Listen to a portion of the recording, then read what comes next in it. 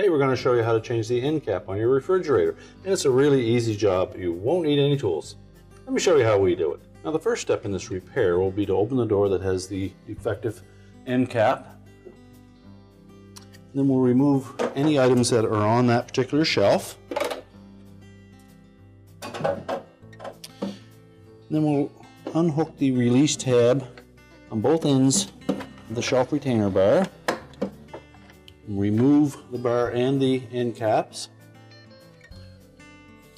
You can then just gently wiggle that end cap off of the retainer bar.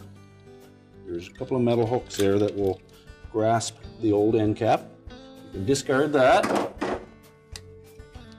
And then just slightly depress the retainer bar again so that we get a nice tight fit.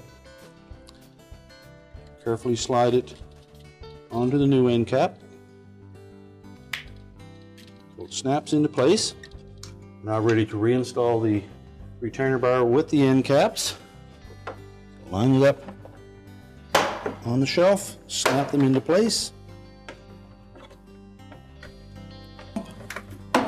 And our repair is complete.